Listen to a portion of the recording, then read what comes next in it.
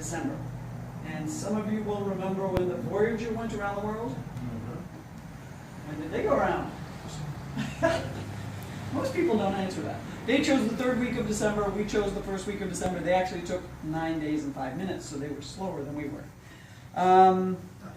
And so the weather is pretty benign around that time. We know there are no hurricanes running across the Atlantic in December.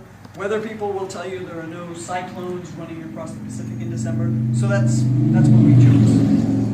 Okay, the biggest part of this is figuring out your route and your stops. And as I said, the stops you've got to keep to a minimum, so which is still U.S. territory. Then we start running into different continents, different countries, airspace requirements, permit requirements, things start getting a little bit more difficult. So my plan was Chiang Mai, Thailand. I had a Mooney pilot friend who lived in Thailand that was going to help me with that area of the world.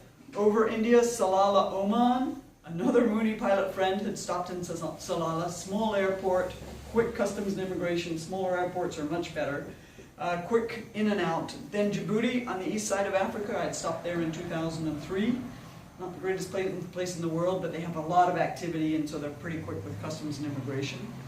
Then I had trouble finding where to stop in West Africa. Researched it, finally chose Bamako, Mali, right here. You know where Timbuktu is? Yeah.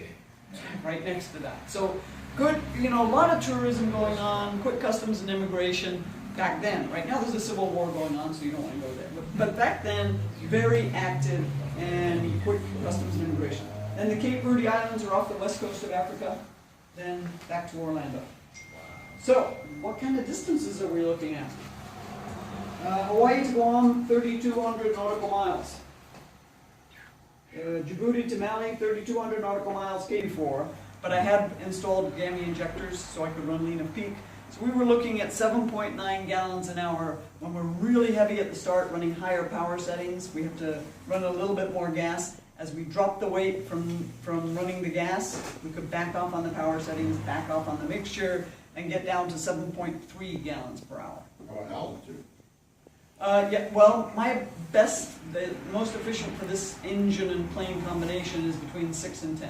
But over the Rockies we had to go at 12, over India we were at 12, over Yemen we were at 16. That was a requirement to get the permit. So the altitude changed a little bit.